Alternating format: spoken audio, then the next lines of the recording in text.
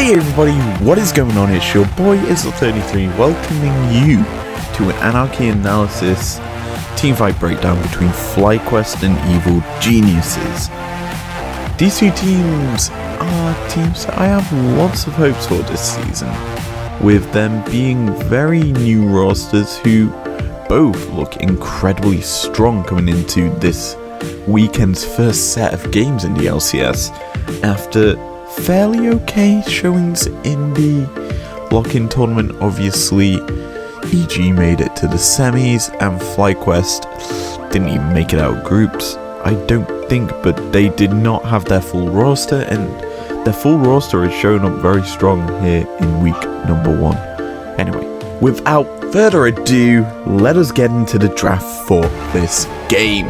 FlyQuest are on blue, EG are on red. Let us get into the bans straight away. Renekton, Xayah, Udyr banned out by FlyQuest, Olaf, Seraphine and Pantheon banned out by Evil Geniuses. And as a whole, these bans are very okay in favour of FlyQuest. They managed to get themselves 2 target bans, 3 technically on blue side, which is good. EG, however, get one of their own with the Seraphine, but in my opinion, they still left open one of the 3 OPs and realistically didn't remove any real threat, because you know FlyQuest are immediately first picking a Talia. But Olaf, very powerful on the current patch of 11.2 for pro play. In newer patches 11.3, he isn't as strong because of the Gore Drinker nerfs, but he's still a very strong jungler on this patch because the Gore Drinker has not been nerfed.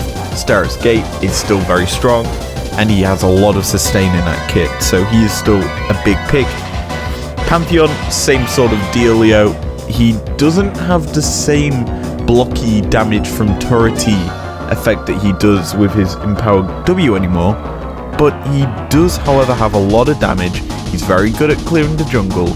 He's also a strong pick to go in for your jungle because he provides so much roam. And in the current meta, teams are valuing a high roaming champions so that they can have a very strong draft. Now, the Seraphine ban to me, while it is a good ban, it is heartbreaking for me. I love Seraphine. She's my favourite champion. I one-trick her in ranked. Yes, I did just say that. But great thing about Seraphine is she's very strong at lane harassing and being a dominant laner. The players are kind of banning her out a bit more in the LCS than any other region that I've seen so far because of the amount of harassment she can provide.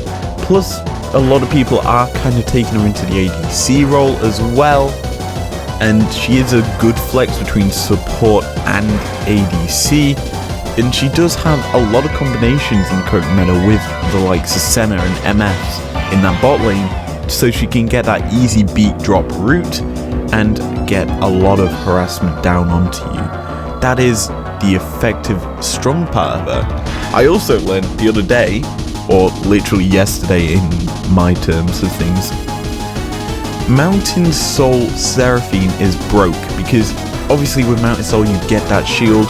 Whenever you press W and you have a shield as Seraphine, that just makes it the healy one instead of the shieldy one, so you can be constantly chucking out heals for your team, and that obviously triggers Staff of Flow in the water, and you get a lot of AP out of that and healing from that as well. So you're basically providing mass amounts of healing to many people, kind of like Sona but better. And as a whole, she's very powerful, so I like this ban per se, though it breaks my heart. And then on the FlyQuest side, Xayah, I guess I'm a fan of. I would have preferred, if you're banning an ADC out, Kaiser to be removed off the board, because she is just a bit better than Xayah in terms of the fact that she can dive the backline and just kill the carries if she's got teammates with her. And with this being a team game, you'd obviously expect them teammates to be there. Now Xayah has rose to strengths, I would say, a bit more, obviously with the item changes making her a bit more feasible to be used in the meta. I'm not against the ban, but I would have preferred a Kaiser ban if you're banning an ADC. And lastly, Diudia and Renekton. Renekton's in the same boat as Olaf and Pantheon, just a lot of healing and sustain that's really hard to get through on this current patch. And then Udia is just annoying.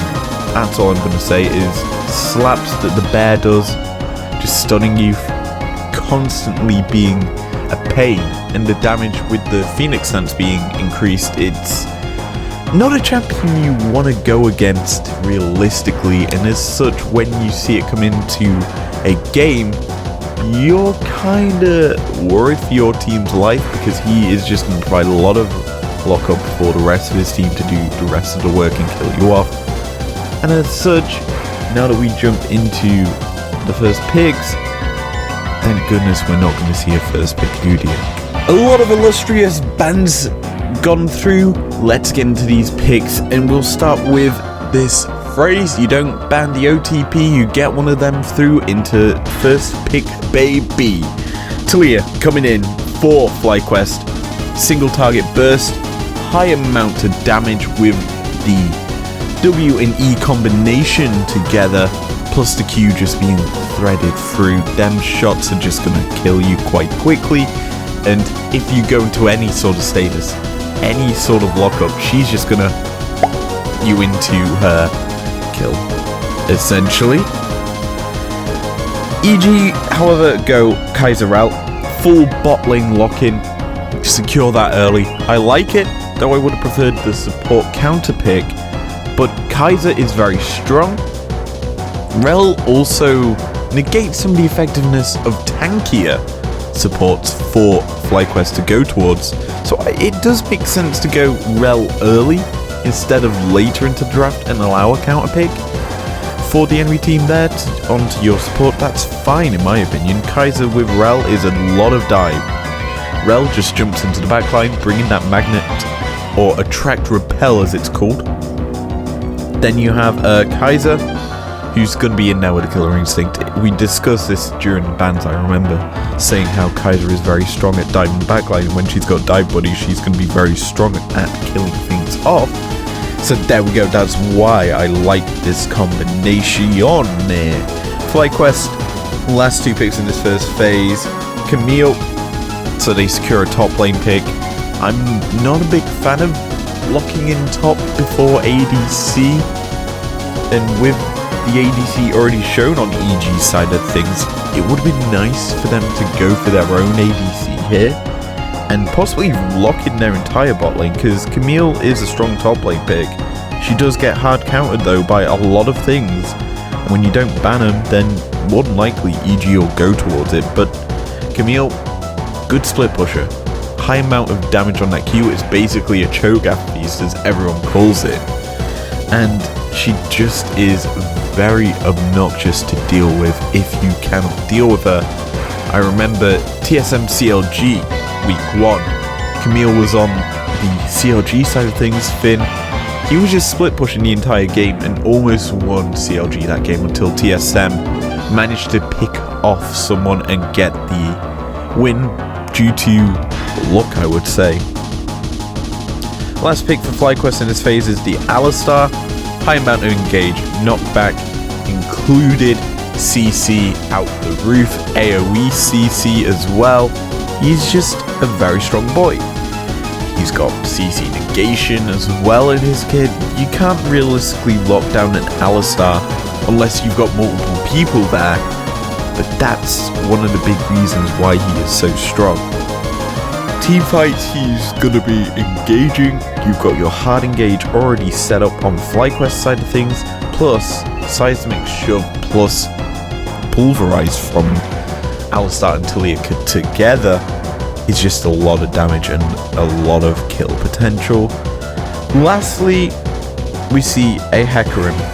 Hecarim for EG is not something you see every day in the current meta. Hecarim isn't that strong per se, but he is still a very good champion. A lot of engage.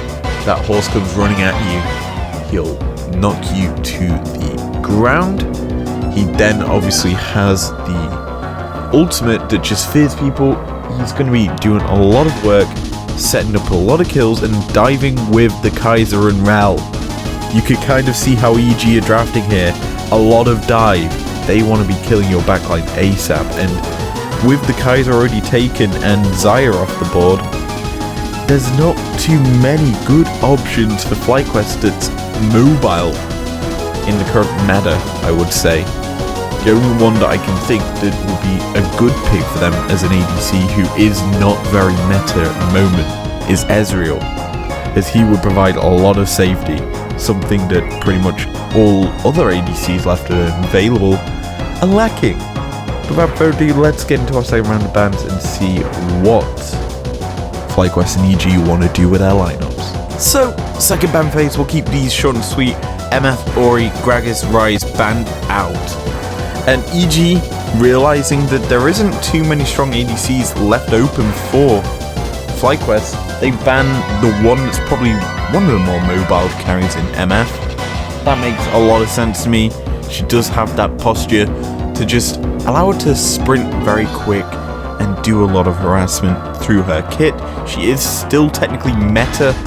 Obviously, you usually pair her with something like a Seraphine or a hard engaged champion to lock someone up. So she is very strong. I like this one coming out from EG. Orianna as well, strong mid lane pick that's just going to control that lane if he's, or the robot is allowed to. So getting rid of that as well allows for a bit more spice from the EG side of things in terms of their mid pick.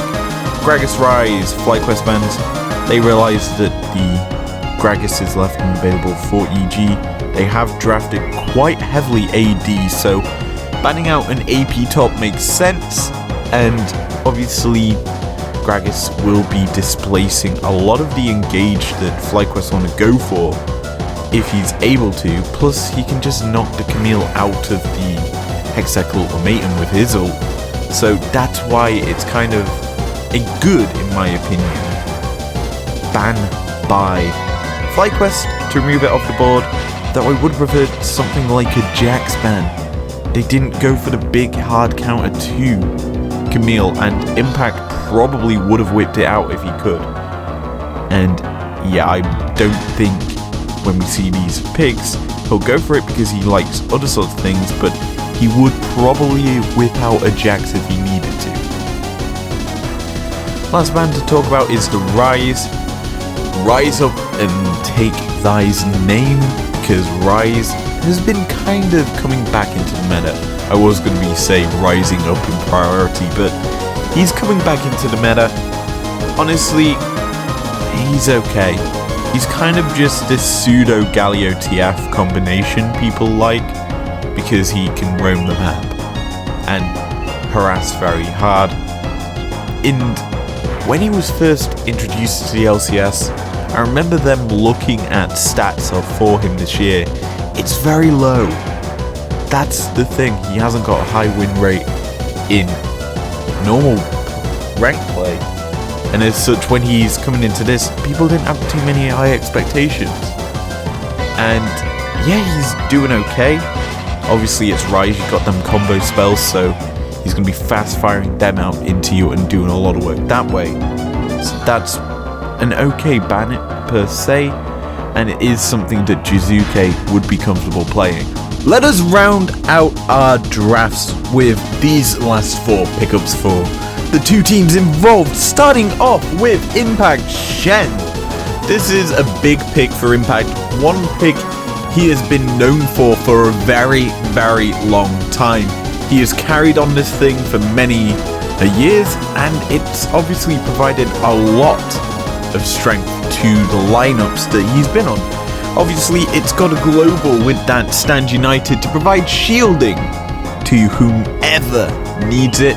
As well as that, it also is a champion that provides shielding against auto attacks with that W that he has. And to me, you look at the team that he's going up against, Camille, who is a big auto attacking champion. You can negate her Qs. Shen kind of is a hard counter to Camille, and I like that a lot for Impact in that top lane. He's going to get a lot of usage out of this pick. As for the response though, it's a pick that matches global with semi-global here, TF. Now obviously Shen still counters TF when he uses his gold card or whatever card he's using from his picker card. Essentially he can just negate it with his W. But Shen also is a very easy counter to TF because you just put the shield of the Stand United onto the target TF's looking to TP on top of, and as such realistically you expect the teams to attack where the global is and not allow them out of the lane. Now TF does have globals in his own right and a lot of CC in his kit, i.e. 8-point click stun. That's very strong, and obviously it's going to be Impact who's going to have to try and play around it. And personally, I would have preferred instead of this TF, a Galio, or a Galio here. No, because you already have the Alistar support. See, if they saved their support pick here, Team FlyQuest, they could have picked up a Galio and had it as a flex, and then allowed no real option for EG to know where it's going. But they go with the TF here, so they have a global at least. I would have preferred Galio because he's less hard countered by Shen, plus he matches taunt with taunt, so that would have made a bit more sense. Though realistically you do need a bit more range in this FlyQuest lineup. A last pickup for them is their Senna. Senna of course is a very powerful pick right now with the Kraken Slayer Rage Blade build. People are going towards. She does tons of damage, and basically the on-hit effect that Rage Blade grants will be proccing pretty much every auto because you have such high crit rate, and obviously with the soul pickups as well, you get more stats that way. Probably going to see a fasting Senna, not fasting, a farming Senna here because Alistar farming is pretty woeful, I'll be honest. I would much rather have a Tom Kench instead of the Alistar if you were doing the fasting Senna, but Alistar still works the same if it was fasting, but it's not probably likely to be fasting Senna. Finally, the last pick of the game, LeBlanc for Jizuke. One of his specials, baby. I love this pick. It's very, very hard to deal with. It adds to the dive comp that EG's building. Same with Shen. They just basically synergize so well together. It's the usual combo between mid and top lanes that we see Shen and LeBlanc. A, because you can use the Stand United onto LeBlanc as she goes in diving into the backline, similarly like to the Kaiser. But you also have a lot of ease of access with the double distortion if you choose to go down that route, because you can use your ultimate, which gets a copy of the spell, the clone spell, and do basically the same thing. And you dash around like a madman in fights, and that's something that you realistically have to adjust for, and it can be very hard to do per se. And as such, LeBlanc is a good pick here, though she doesn't see too much play nowadays in rank. So let us get into today's play. We are starting in the bot lane with Licorice looking to join up with his team by going through the jungle and joining the fight where they're picking off 3 members of Evil Geniuses. But surprise, motherfucker! EG show up in numbers, Hecarim, LeBlanc, and Shen jump on him, chunking him very low, and he's unable to join the fight. Then the horsey goes to join the rest of his team, who are being fought 4v3, as well as Shen casting that Stand United, getting himself on the Kaiser, giving her enough shielding, and amazingly, narrowly gets the full channel off, getting him into the fight. And he peels off the Senna, she goes one way, and then the LeBlanc kills off the TF. That's the issue here for FlyQuest. When you have only one remaining carry in your Talia, who isn't very AoE damage heavy, she is single target burst, yet there's a very easy chance for EG to win this fight. Camille has TP'd back in. Now the two teams swanter down towards the bot lane past the Drake pit. And here's where things get interesting. Impact sections away a Licorice from the fight, taking him up towards the EG base through the jungle, and then it is a very easy 3v2 in favor of Evil Geniuses here, as both the top laners swanter one way, the rest of the other team swanter down the river even further, and then it becomes basically horsey go, and charges straight through the first member, which is the Alistar, who misses his pulverize, meaning that he is not able to get away. He also gets smited down, so he's slowed even more, and the Hecarim just charges straight through his heart and body and soul, killing him, and continuing to chase onto Talia, whom narrowly escapes, giving the teamfight win over to EG, as well as Mountain Soul, and then eventually this game. Now, this fight overall ended 4 kills to 1, and as a whole, looking at this game, you can break it down very nicely. As you see, EG, I honestly feel, are on a new level since last season, with Impact going into the top role. He has been a phenomenal top in the LCS for some time now, and him in there is just a solid rock. He is a constant performer and will almost certainly carry this Evil Geniuses lineup through the entire season, giving them a very strong finish when it comes to the end of the split. What's more, they got in probably the most unnoticed support, I would say, in Ignar. Obviously, finishing second place last year on FlyQuest, he has been a phenomenal support. He pulls out whatever sort of support he wants to play. He's one of the more expressive supports, I would say. Loves engaged champions. Can play these sorts of enchanters supports as well. I love him as a player. Probably my favourite support. If I were to build a fantasy team, he would be my support in it. Anyway, as for FlyQuest, I don't know if I've discussed them at all really in these videos. This is them with their full roster. Jose Diodo, good jungler, very strong. FlyQuest as a whole, you would think to be a very dominant force in this league. I would have them in playoffs at least. Granted, that's not hard. I mean upper bracket playoffs, I should say. Obviously, playoffs is all 8 teams in it, and the last 2 teams don't get in. Yeah, that's kind of stupid why they have it like that. But as I'm saying, FlyQuest, very strong. I honestly think that this team could, next split, when they've got a lot more practice, a lot more synergy. Obviously, you've got players in the bot lane who are new to the league.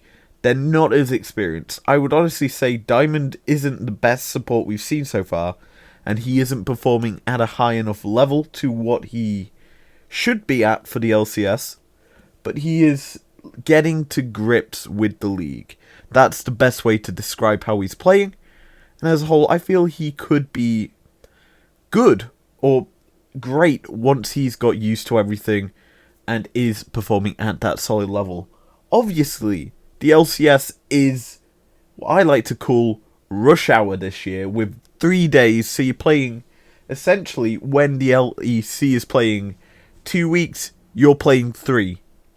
Yeah, that's how it's working this year. So they're going through their games exceptionally quick, so there isn't enough time for some of these teams to get accustomed to each other, especially since there was visa issues during that lock-in tournament where you're supposed to be practicing, getting your team ready for the league. And with the patches changing, when this is on 11.2, there's already games now on 11.3, and I still have to break them down for now. But yeah, as I say, these 2 teams honestly should be playoff caliber teams. One's looking very good, the other is on the downer, I would say, with Fly. But only time will tell as we get into the ending of this video how these 2 teams will pan out through the rest of the split. Anyway, if you've enjoyed this part, leave a like down below, subscribe if you want to, and I will see you next time for a G2 Rogue full game cast. See you guys then.